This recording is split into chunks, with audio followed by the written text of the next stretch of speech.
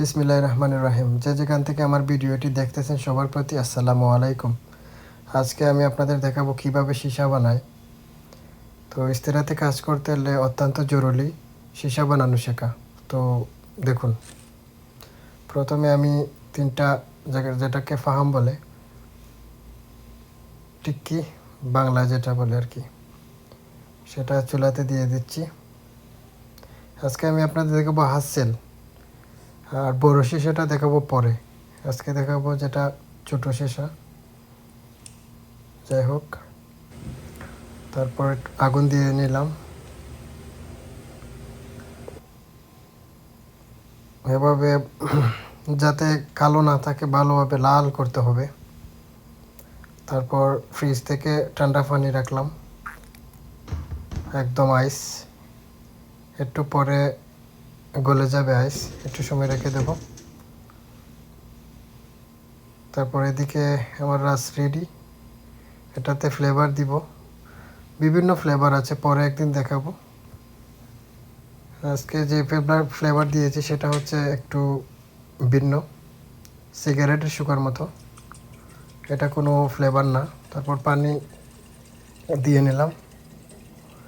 পানিটা খুবই আন্দাজ করে দিতে হবে, প্রতিদিন একই মাপ মতো দিতে হবে, তা না হলে সীসা কিন্তু ধোয়া আসবে না, ভালোভাবে ধোয়া আসবে না।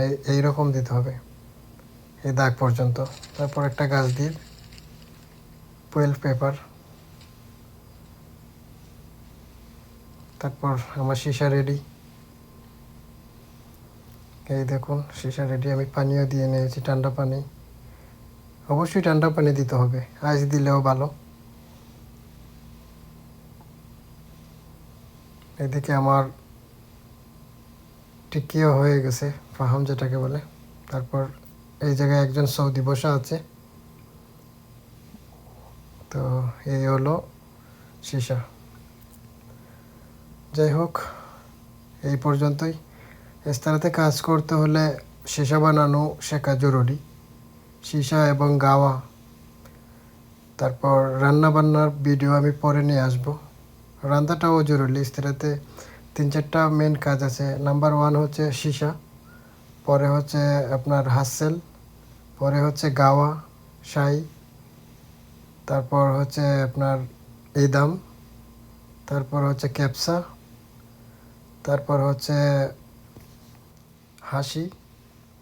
বিভিন্ন সৌদিরা যা খায় আর কি, আরবিদের খানাও বানানো শিখতে হবে। আমি সব কিছু জানি, যেহেতু আমি অনেক দিন ধরে আছি ইস্তেরাতে।